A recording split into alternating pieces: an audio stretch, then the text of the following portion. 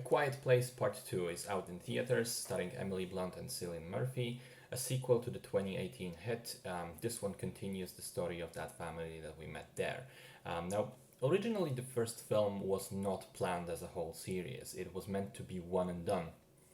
But because it was so successful, the studio ended up convincing John Krasinski to come back, write another one, and then direct it as well.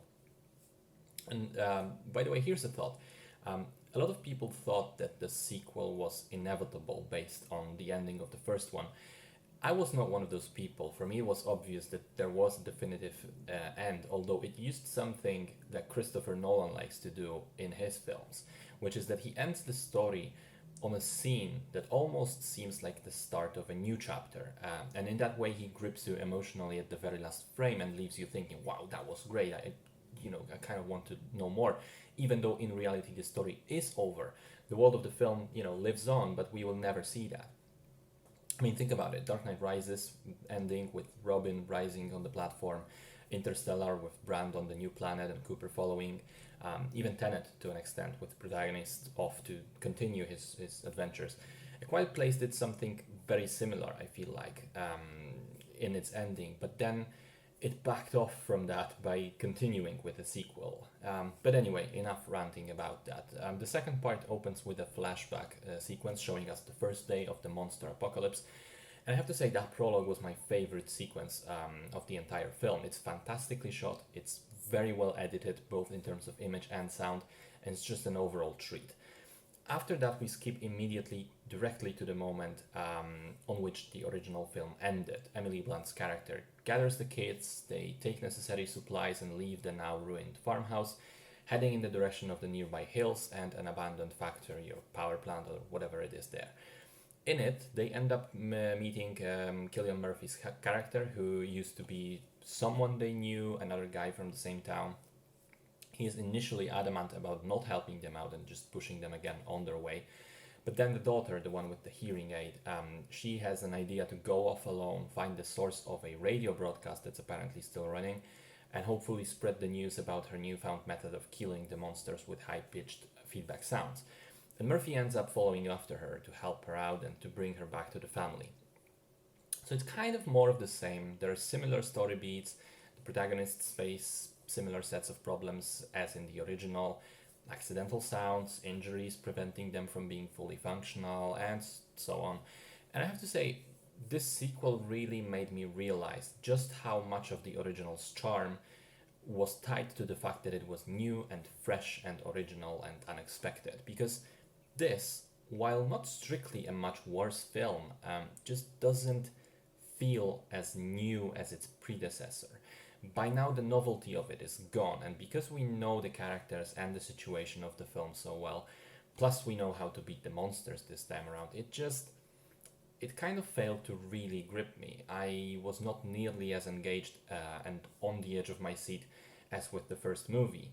And also here's another interesting factor with the original film. I thought it was really tight as I was watching it, and then afterwards I saw a lot of people discussing it online and claiming that, oh, the world of the film doesn't make sense because there are plot holes in it. How come nobody in the army thought to use sound? Other seeming plot holes as well. But for me, those were not necessarily plot holes, because the movie at the time was not concerned with any of that. It presented us with a world that was already in progress, so to speak, and it told a very self-contained story set in it. Essentially, the film was tight enough for me not to think about the overarching questions, to which the answers may have been lackluster, okay? Now, the difference with the sequel is that it tries to give us those answers now.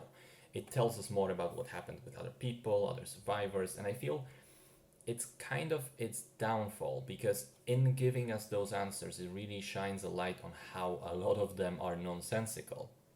Just the world building is not that great, and this time around really has holes in it. And it's not like I, as the audience member, am specifically looking for them. The film just shows me those holes. It answers questions that I maybe wouldn't ask myself, and unfortunately gives stupid answers to those questions, and that makes it impossible to ignore.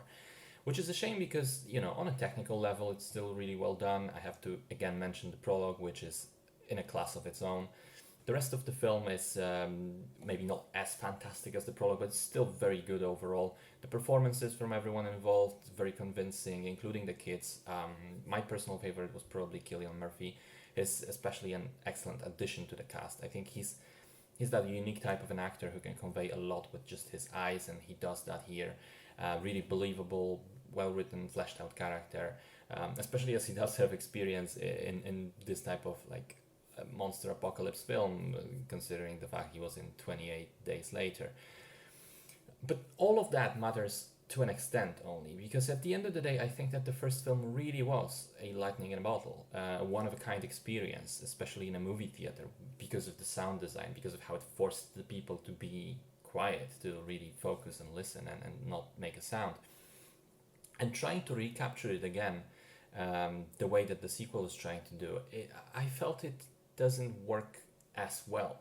In a lot of ways, it's repetitive, and the directions in which it does try to expand its narrative, unfortunately, don't hold up as much. And the ending is very similar in the way that it ends basically during the climax, but this time around, it's much more obvious that the story is unresolved and that there will be another sequel.